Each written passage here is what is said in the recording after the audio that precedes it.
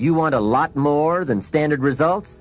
You need to become a lot more than a standard person.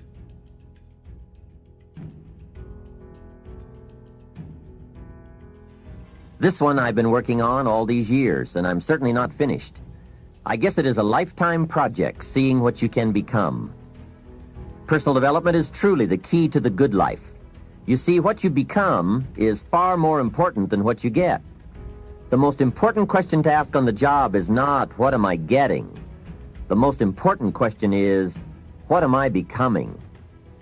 However, it is also true that what you become directly influences what you get. Most of what we have attracted by the person we have become. So here's the great challenge of life. You can have more than you've got because you can become more than you are. That is the great focus of attention for life change. Now, on the other side of the coin it reads, unless you change how you are, you'll always have what you've got. I've discovered that income does not usually exceed personal development. Sometimes income takes a lucky jump, but unless you keep growing out where it is, it will usually come back where you are. If someone hands you $1 million, best you become a millionaire quickly, so you can keep the money. Life has strange ways. A very rich man once said, if you took all the money in the world and divided it equally among everybody, it would soon all be back in the same pockets. I guess it is hard to keep what you haven't attracted by your own personal development. Personal development, how important. Remember, the major key to your better future is you. That's a sentence with a lot of value.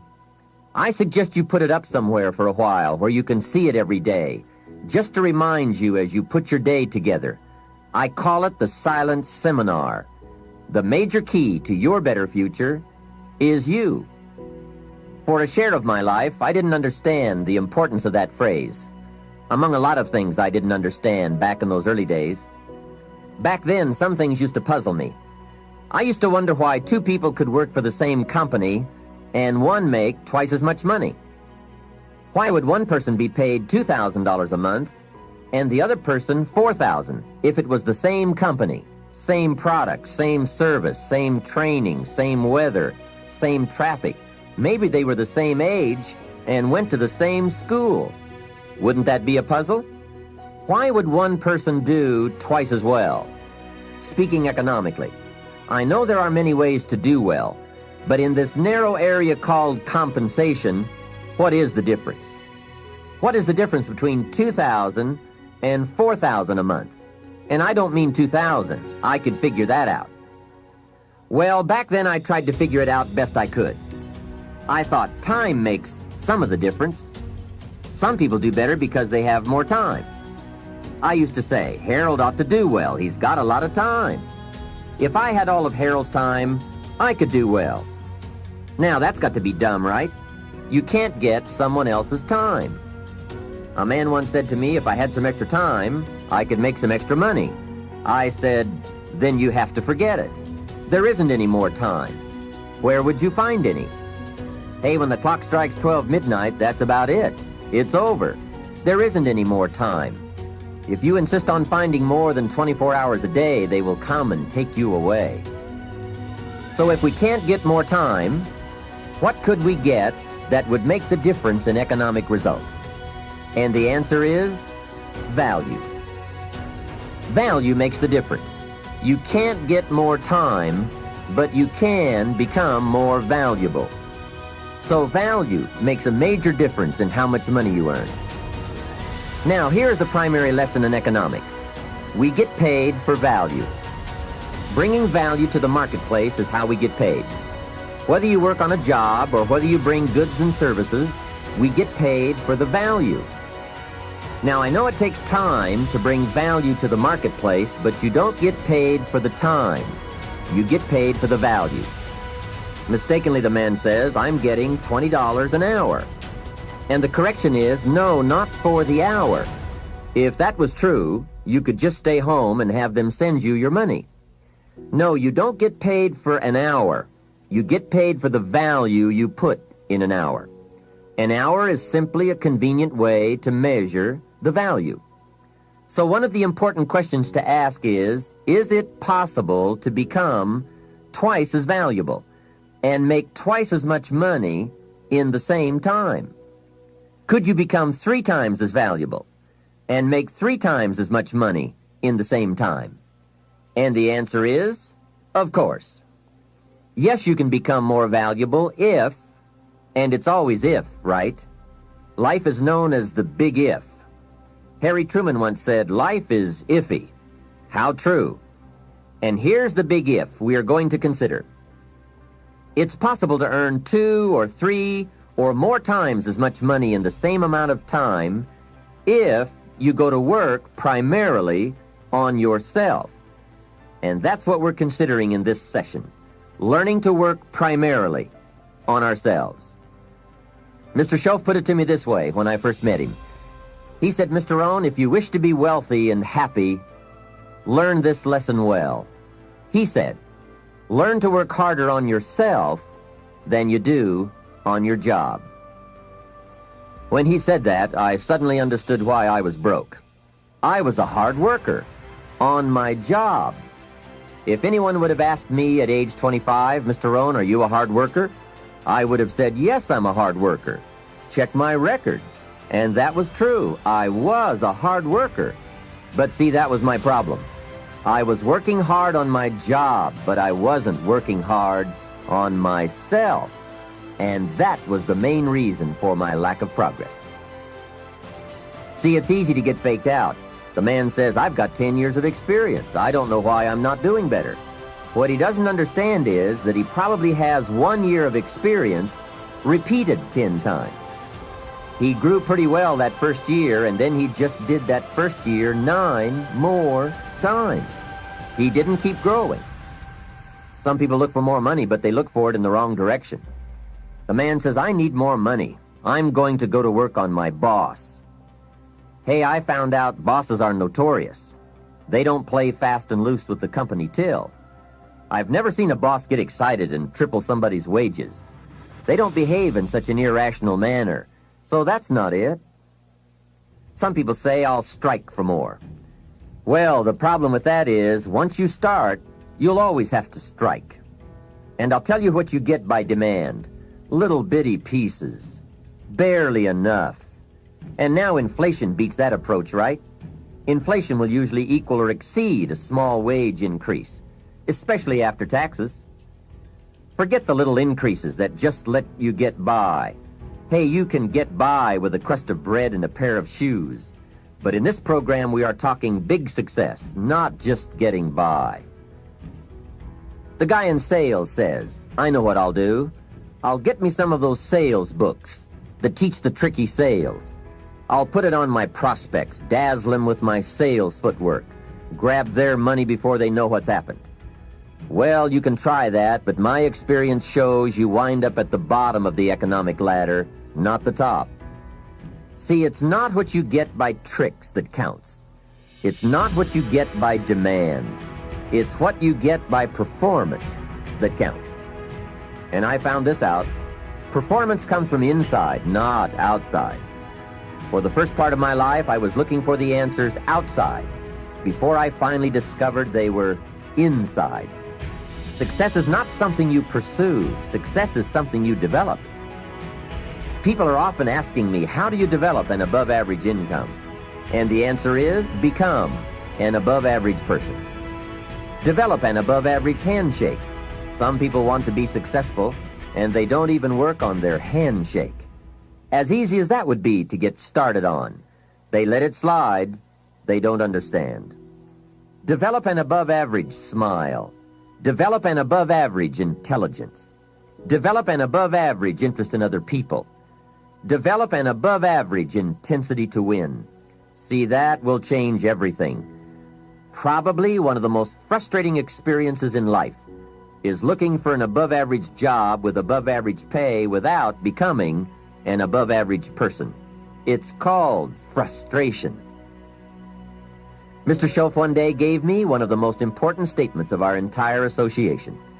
I was giving him a rundown on how things hadn't worked out for me, and he said, Mr. Rohn, I have an answer for you if you will listen carefully. And listen carefully I did that day and for the next 5 years. If someone is wealthy and happy, you've got to listen. He said, Jim, I've only known you for a short time, but it is my honest opinion, for things to change for you, you've got to change. That was not quite the answer I was looking for, but that's the one he gave me. And now I bring it to you after pondering it all these years. For things to change for you, you've got to change, no matter what successes you've already achieved. Otherwise, it isn't going to change for you. Before I met Mr. Shoaff, I used to say, I sure hope things will change. That seemed to be my only hope. If it wasn't going to change, I was in serious trouble. Then I found out it wasn't going to change, and I was in serious trouble. Hey, remember, it isn't going to change. Not long ago, I did a seminar for a group of oil company executives during their convention in Honolulu. Sitting around this conference table, one of them asked, Mr. Rohn, you know some important people around the world. What do you think the next 10 years are going to be like? I said, gentlemen, I do know the right people. I can tell you. So they all listened very carefully. I said, gentlemen, based on the people I know, and from the best of my own experience, I've concluded that in the coming 10 years, it's going to be about like it's always been. Aren't you glad you're listening? I don't share that with just everybody. Now, I said that to make a point, but I also said it because it's accurate. It's going to be about like it's always been. The tide comes in, and then what? It goes out. For 6,500 years that we know of, called recorded history, and probably long before that. So it's not likely to change. It gets light, and then what? It turns dark for 6,000 years. We are not to be startled by that now. If the sun goes down and the man says, what's happened? What's happened? Surely he just got here, I guess. Hey, it always goes down about this time of day. In rotation, the next season after fall is winter. And pray tell, how often does winter follow fall? Every time, without fail, for 6,000 years that we know of. Now, some winters are long and some are short. Some are difficult and some are easy. But they always come right after fall.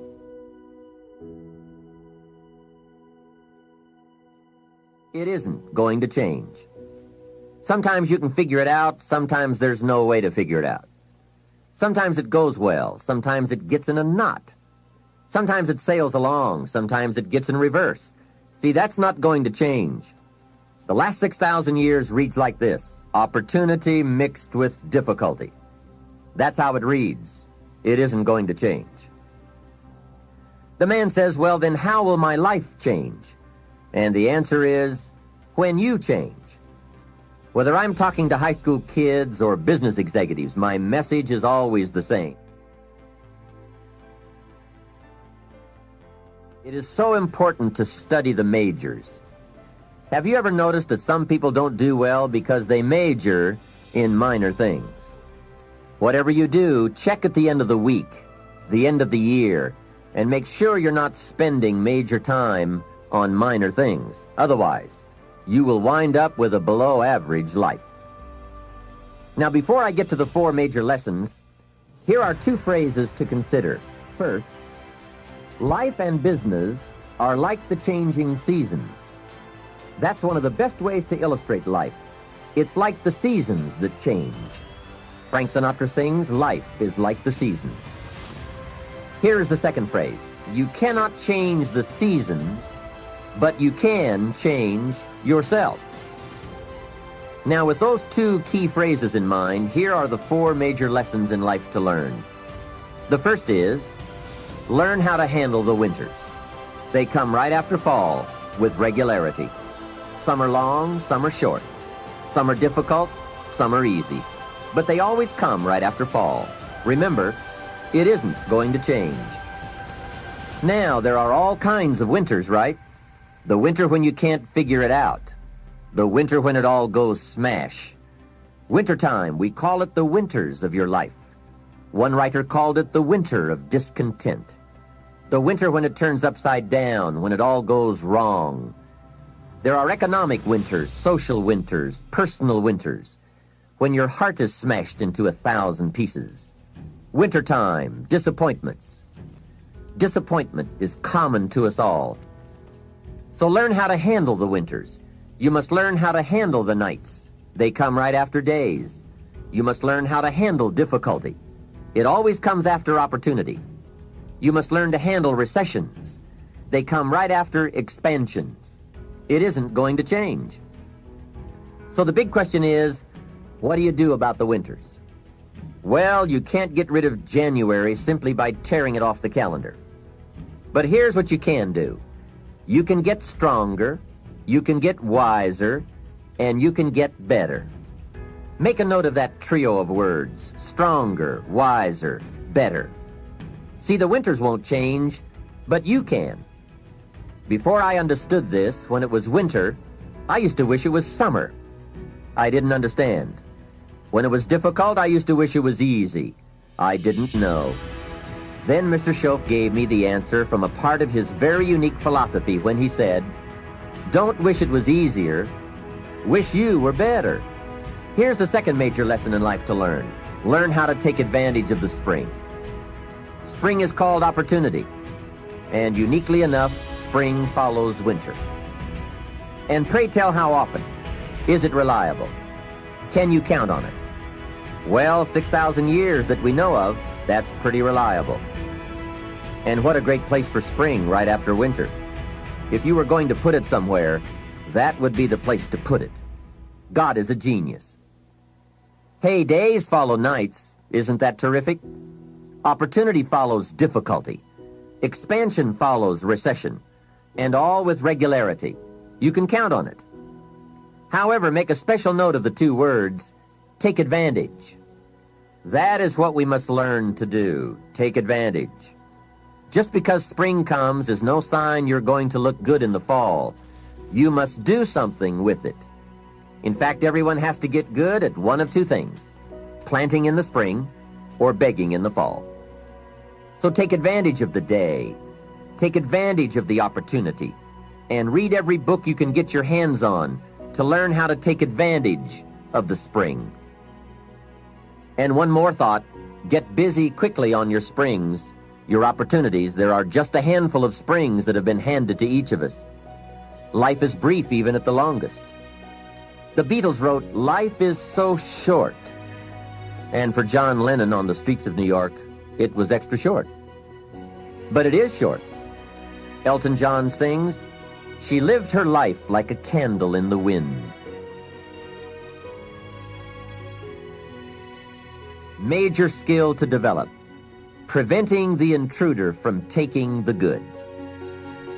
Here are two key phrases to consider under the third major lesson. Number one, all good will be attacked. That's the first phrase. On this planet, all good will be attacked. And don't press me for a why. I was not in on some of the early decisions, so I don't know why. All I know is, it's true. Let reality be your best beginning. Every garden will be invaded. Not to think so is naive. Here's the second phrase. All values must be defended. Social values, political values, friendship values, marriage values, family values, business values. Every garden must be tended all summer. If you don't develop this skill, you will never wind up with anything of value. Last is the fourth major lesson in life to learn. Learn how to reap in the fall without complaint. That's number 4. Take full responsibility for what happens to you. It is one of the highest forms of human maturity, accepting full responsibility. It's the day you know you have passed from childhood to adulthood, accepting full responsibility. And learn how to reap in the fall without apology. Without apology if you have done well, and without complaint if you have not. That's the best of human maturity. I'm not saying it's easy. I'm saying it's the best. Now, I used to have some problems in this area, way back in those early days. I used to have this list of reasons why I wasn't doing well. To explain, right? Otherwise, you're going to look bad. I used to have this funny list called Reasons for Not Looking Good. I really did. I used to blame the government. You can believe that or not. It was at the top of my list. I had a lecture second to none. The government. I blamed taxes. Look what you've got left after they take everything out. Taxes, that was on my list. I blamed prices. That's easy, right? You walk into a supermarket with $20 and come out with this little half bag of groceries. That was on my list. I blamed the weather. I blamed the traffic. I blamed my car. I blamed the manufacturers. I blamed my negative relatives. They were always putting me down. I blamed my cynical neighbors. They were just selfish, looking out for themselves. Wouldn't loan me any money. I blamed the community. I blamed the economy. Hey, that's a pretty good list for not doing well, isn't it? I thought it was a good list. I will never forget this one day. Mr. Shoaff was very kind, but he was also very blunt, which was helpful for me. If he hadn't been blunt, I would have missed some things. On this particular day, with a kind of question mark look on his face, he said, "Jim, just out of curiosity, tell me how come you haven't done well up until now?"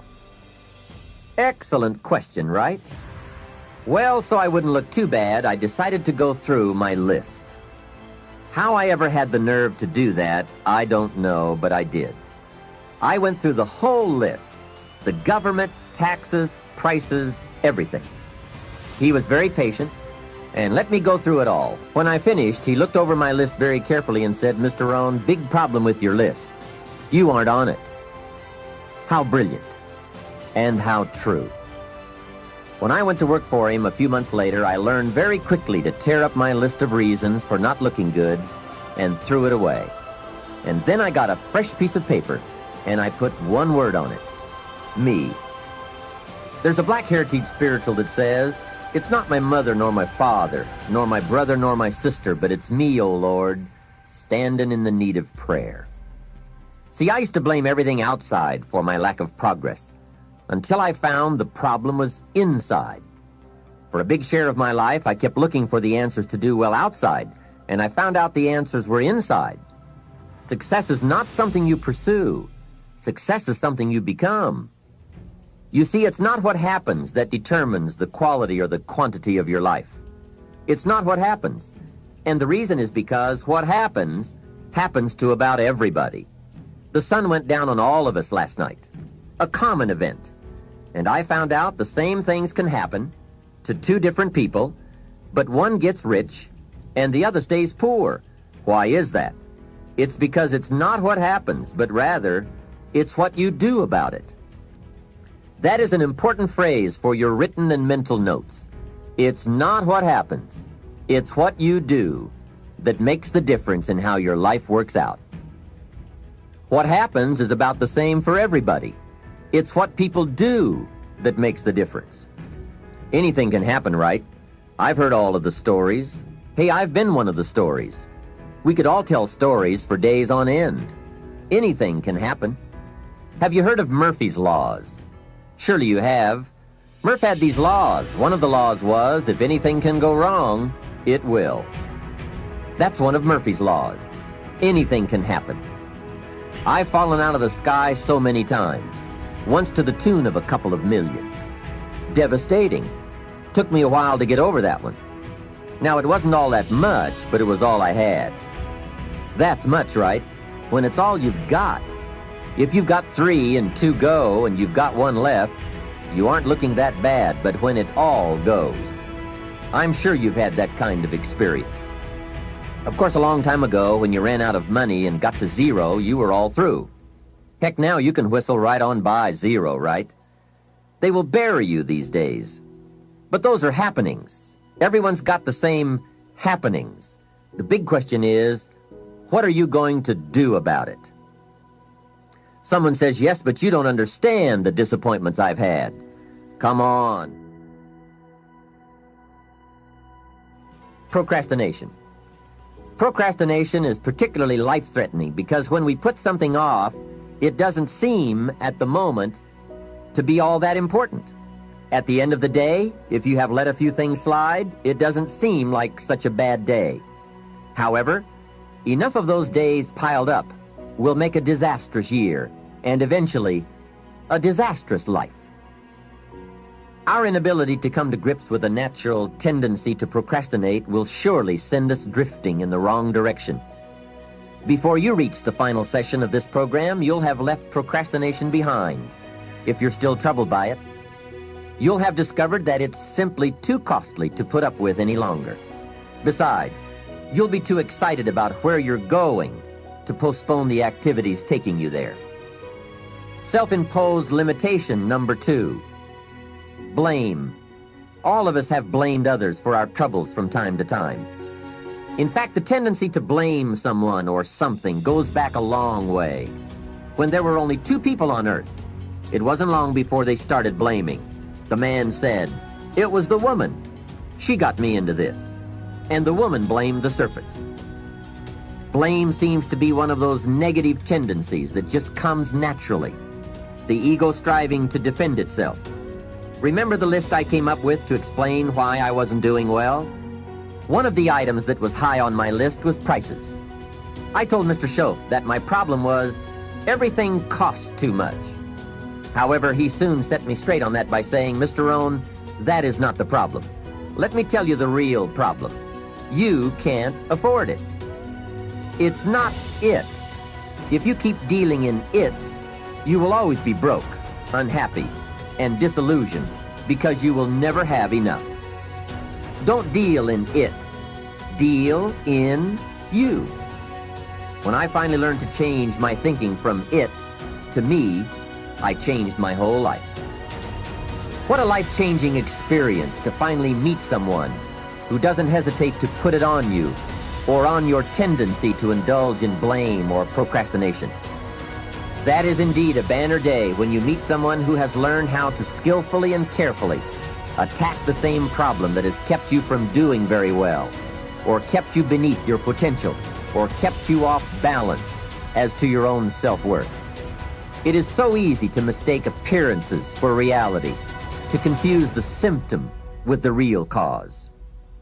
Along with blame comes the third negative tendency we want to eliminate: excuses. Guess how many excuses we have? 1,000,000. And in the course of a lifetime, we will probably use them all, unless somebody finally comes along and blows all those excuses apart to make us come face to face with the real reasons for our current dilemma.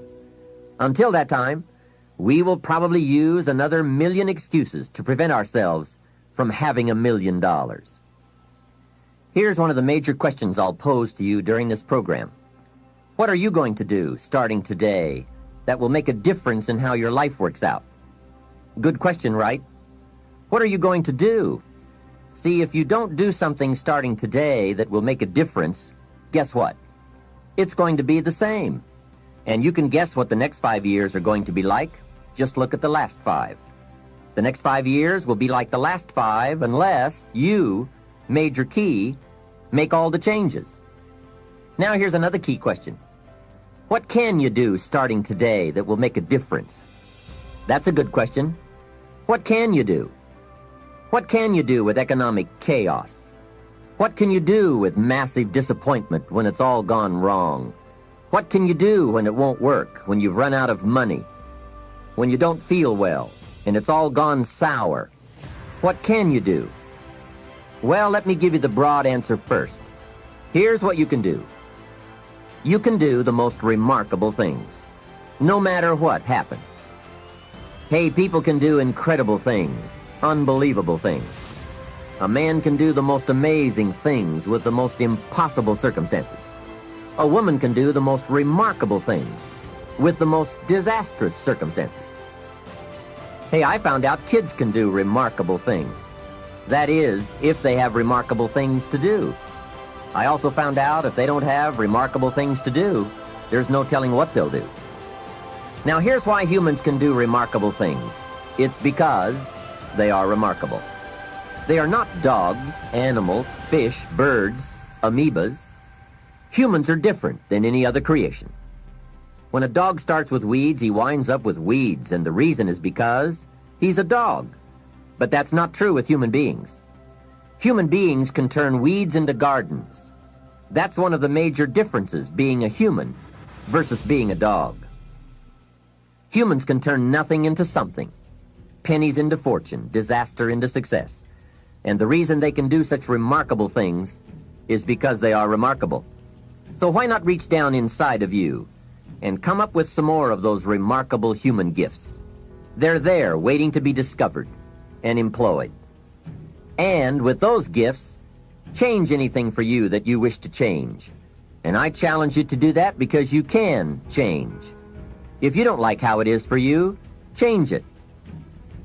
If it isn't enough, change it. If it doesn't suit you, change it.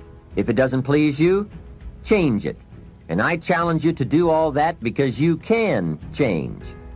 See, you don't ever have to be the same after today, only by choice. If you don't like your present address, change it. You're not a tree. Now for the process of change, just a philosophical pronouncement won't do. It takes more than that. And it takes more than enthusiasm. I know we are hearing a lot about enthusiasm these days. We're still hearing the old cliche of the 30s, to be enthusiastic, you must act enthusiastic. But see, that won't help. I'm sorry. Hey, after you have leaped about, there are some things you've got to do, or it isn't going to change for you. You can get all excited about lifting 200 pounds until you get to the gym. Then you need a new excitement. And the new excitement is discipline. Discipline, the major step to human progress. If there is one thing to get excited about, this is it. Get excited about your ability to make yourself do the necessary things to get a desired result. That's true excitement, not just optimistic panic. True excitement. Hey, what could you do starting today that would make a big difference in your life? Answer, no telling. What will some people do starting today? That's what's disappointing. It's not what we can do that's in question. What we can do is fantastic. What we can do is unbelievable. What we can do, it's what we settle for that's disappointing. Remember, the major question to ask on the job is not, what are you getting? The major question to ask is, what are you becoming? What we become is what leads to all the good things. And the habits we form, habits of mind, attitude, and behavior, are a dominant part of what we are becoming. Now, I understand as well as anyone that forming new habits doesn't come easy. But new habits will come when we change. It is usually not in one cataclysmic explosion, but rather by changing small pieces and parts at a time. I think that's how most of us change. We just keep nudging ourselves in the right direction, forming one or two new habits at a time, little by little, until finally we've made the turn. And this is where the good life comes from, those personal changes. There's nothing you can do with the seasons, but there's everything you can do with yourself. Don't wish for the winters to change. Wish for your own attitudes, strength, and capabilities to change in order to handle the winters. Really making personal changes calls for 10% inspiration and 90% perspiration. Wishing we could change is a beginning, but now wish must be translated into activity, and inspiration and affirmation must lead to discipline. We can affirm that we are going to change, but we must now form new habits. We can look at developing ourselves spiritually, physically, and mentally. With respect to our spiritual development, this may be a major or a minor issue for you depending on your values and your goals. I confess to being an amateur in this field, but I think it's very wise for you and me to look at the spiritual side of our lives and decide what growth we want to experience here. Come to your own decisions as to what it will take to nourish your spiritual nature. Next, let's look at physical development. The body and the mind work together and depend on each other, so they both need attention. There's a Bible phrase that says, treat your body like a temple. So just put it in your notes, body like temple. Not a bad suggestion. Treat your body like a temple, not a woodshed. Now, in taking care of the physical, we must learn to be conscious of ourselves, but not self-conscious. We need to be aware of our physical appearance, our physical well-being, but not to the point of being self-conscious. We need to be aware, we need to take care, but some people devote too much of their day to physical appearance. Physical appearance is going to have something to do with your future, your well-being, your income, so do spend some time on physical appearance. How we appear to other people does make a difference in terms of our acceptance and our ability to function and do well in the marketplace. In fact, there's another Bible phrase that says, take care of the outside for people and take care of the inside for God. People look on the outside, and God looks on the inside. Now, you might believe that people shouldn't judge you by physical appearance. Well, let me give you a clue. They do. Make sure you don't order your life based on shoulds and shouldn'ts. You'll always be confused, and you'll always have trouble. The best thing to base your life on is reality. What people really do. So since people generally judge by appearance, then that's probably one thing we want to take care of. That's just part of the game. Now, of course, when people get to know you, or if they've been around you any length of time at all, they're going to judge you by more than appearance. But sure enough, people at first are going to take a look. So taking care of yourself in personal appearance is a consideration. Now, physical development also includes your good health and your well-being. You've got to spend some time on that so that you feel good in the marketplace. Get involved in some form of disciplined exercise. Keeping fit and feeling good has a positive effect on your attitude, not just your appearance. Even if you're not into sports, there are some cassette programs and books on how to stay in excellent shape in only 20 to 30 minutes a day. Get the tapes and find your best way to stay physically fit. Just develop a bit of consciousness about taking care of yourself physically. Physical fitness pays great dividends in terms of your energy level, your ability to live a long, healthy life, and your general sense of well-being. The other part of physical well-being is nutrition. There are some excellent cassettes and books on this subject for you to investigate as well. Do all you can to stay fit, to stay healthy, and to stay well, because physical health and fitness affect how you feel about yourself and how you perform in the marketplace. When you feel good about yourself, other people will feel good about you too. Appearance, vigor, vitality, and well-being have a lot to do with how your life works out. That's the physical side. Now, the mental exercise and nourishment are just as important as physical and spiritual exercise and nourishment. You want to make sure that the acceleration of your mental health, mental well-being, and mental capacity keeps up with your physical capacity. So make sure at 40 that your mind has kept up with the passing of the years. Don't stay 30 at 40. Don't stay 30 at 50. Keep up the learning curve with mental exercises. I congratulate you for your investment in this cassette program as a further expansion and stimulation of your mind and your thinking. It's so important for you and me to be stretched beyond where we are. It's too easy to just comfortably sit and stop growing. It often doesn't seem to be that necessary to make the push, to make the effort to learn and to grow and to challenge yourself. But let me give you something to think about. The last few years of the 20th century are going to demand a lot more mental vigor and mental activity. The competition and complications of life are going to truly challenge the full capacity of our mentality. So, stretch your mind. It's easy when you finally find yourself in a good job to stop pursuing mental development. Have you heard about the accelerated learning curve? From birth up until the time we are about 18, our learning curve is dramatic, and our capacity to learn during this period is just staggering. We learn a tremendous amount very fast. We learn our language, our culture, our history, science, mathematics, everything. But guess when this learning curve starts to taper off? When we get our first job, usually. Now sometimes, for some people it will continue, but sure enough, here's where it usually levels off. If there are no more exams to take, if there's no demand to get out paper and pencil, why read any more books? Now you will just learn by some experience, just getting out there and by doing it wrong and doing it right and stumbling around. You learn some. But can you imagine what would happen if you kept an accelerated learning curve all the rest of your life? Can you imagine what you could learn to do, the skills you could develop, the capacities you could have? So here's what I'm asking you to do. Be that unusual person who keeps up his learning curve.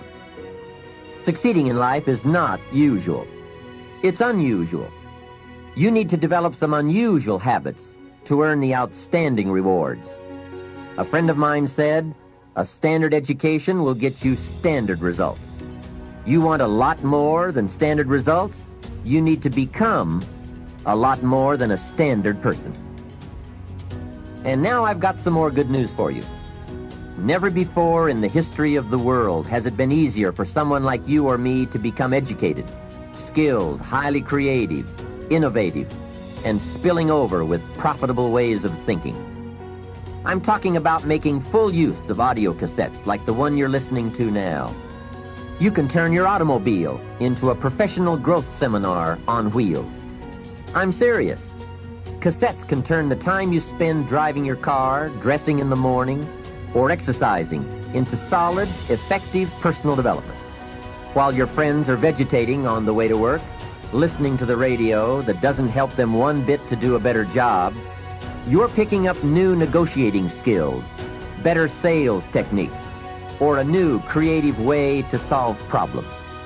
Keep building your library of fine, quality cassette resources. There isn't a better place you can put a few dollars every month. Become a student of good ideas, wherever they can be found. Always be on the lookout for a good idea. Discipline starts with the little ones and works up to the big ones. Start with all the things you can do to make your life better and make you feel better about yourself. Make a list. Life will give you some pretty big challenges if you can handle the small ones. But unless you practice on the small ones and master those, you don't have a chance for the major ones. A man strides out of his house to go straighten out the corporation, and he has not yet straightened out his garage. Who's kidding who? So work on all the disciplines that will improve the quality of your life. And here's an important thought. Everything affects everything else. Every lack of discipline affects every other discipline. Mistakenly, the man says, "This is the only place I let down." See, that's not true. Every letdown affects the rest of your performance. Now here's the positive side. Every new discipline affects every other discipline. Every new thing you try affects the rest of your performance. Isn't that exciting? So get started on every small discipline you can think of. You can't believe what it will do for your self-confidence. And remember, the greatest deterrent to success is lack of self-confidence. And lack of self-confidence comes from not doing what you could do. Next comes self-motivation. And really, it's the only kind of motivation there is. Self-motivation. I was on a lecture tour in Australia not long ago, and the press interviewed me. And they asked me, "Mr. Rohn, are you one of those American motivators?" I said, "No, I'm a businessman. I can share my ideas and my experiences, but people have to motivate themselves." Hey, I found out you can't change people. They can change themselves, but you can't change them. Lord knows, I've tried. I had a super group of salespeople back in those early days, and I said, "I'm going to make them successful if it kills me." Guess what? I almost died. You can't do that. In management, we learn good people are found, not changed. If you want good people, you have to find them. That's the best answer I can give you. If you want motivated people, you have to find them, not motivate them. The first rule of management is don't send your ducks to Eagle School. Why? Because it won't work. I've tried it all. I picked up a magazine not long ago in New York, which had a full-page ad in it for a hotel chain. The first line of the ad read, "We do not teach our people to be nice." Now that got my attention.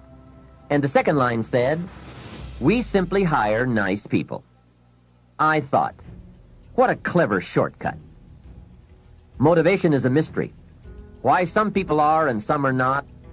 Why does one person in sales see his first prospect at 7 in the morning, and the other salesperson sees his first prospect at 11 in the morning? Why would one start at 7 and the other start at 11? I don't know. I call it mysteries of the mind. I give a lecture to 1,000 people. One walks out and says, "I'm going to change my life." Someone else walks out with a yawn and says, "I've heard all this stuff before." Why is that? Why aren't they both affected the same? I don't know. I call it mysteries of the mind.